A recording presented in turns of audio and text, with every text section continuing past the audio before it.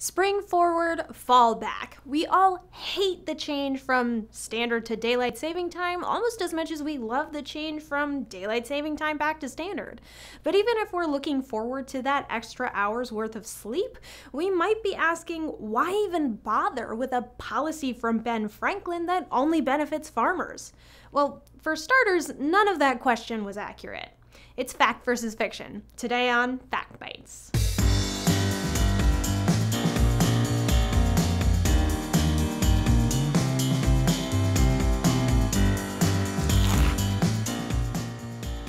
Before we start revealing some surprising truths about time changes, don't forget to like and subscribe.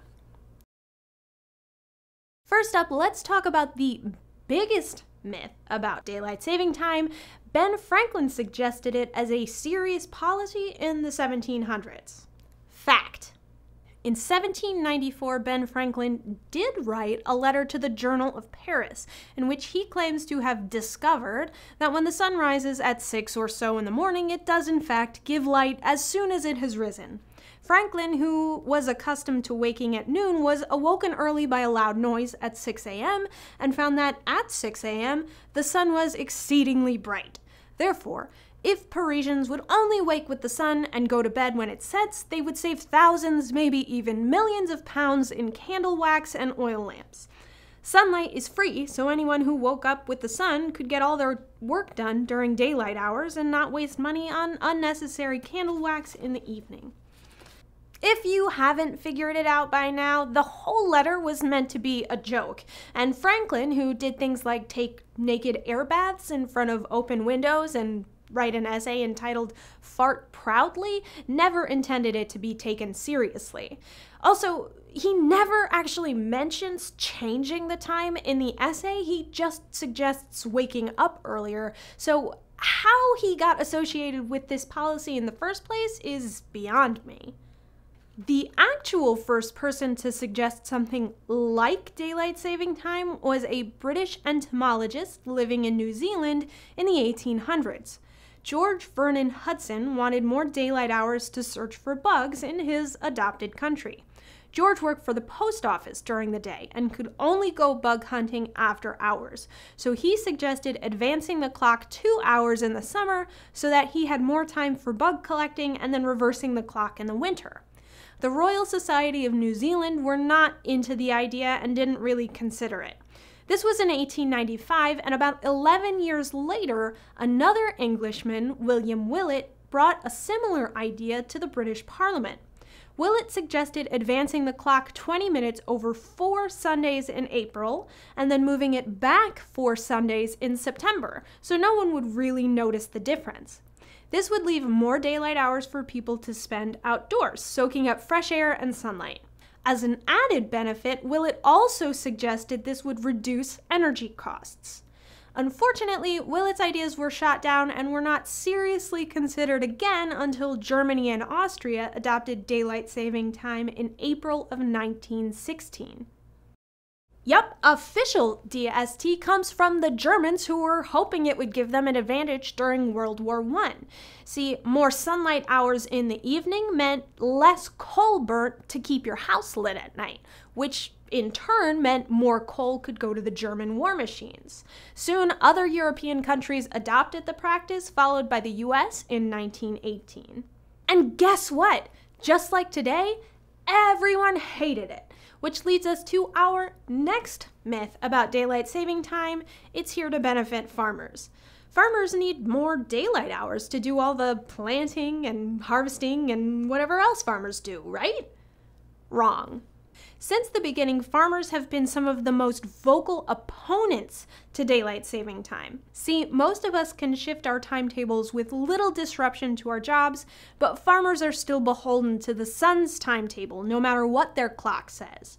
Farmers can't harvest their crops until the dew evaporates off them, which only happens after the sun rises, so moving the clocks actually makes their day start later.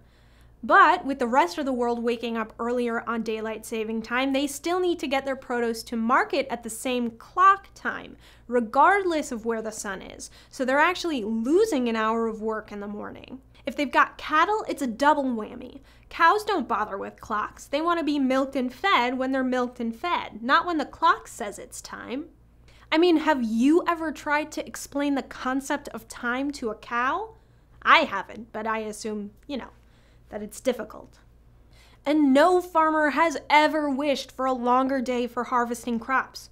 When you're still getting up earlier than everyone, doing physical labor harder than everyone, and now you're expected to do that labor for even longer because the sun goes down later, it's no wonder the farm lobbies have been against DST since the beginning. Once World War I ended, the farm lobbies successfully squashed DST until World War II, when we adopted it again as wartime. When the war ended, farmers again convinced Congress to go back to standard time, and we held on to that until 1966. So why do we have daylight saving time at all if it doesn't benefit farmers? Well, it may not have been good for them, but it was good for other industries. An extra hour of daylight actually coincides with extra hours of shopping. If it's not dark when we leave our jobs, we're more likely to go out and spend money at stores and restaurants. And while we might be saving some energy in our homes by keeping our lights off for longer, we're spending more energy and fuel by driving around. One of the biggest winners in this time scheme, the golf industry. They collect millions of extra dollars in green fees and golf ball sales when there's more sunlight for golfers to squeeze in an extra round. The final nail in the coffin? Halloween. In the mid-2000s, the candy industry started lobbying to push fall back to the first Sunday in November.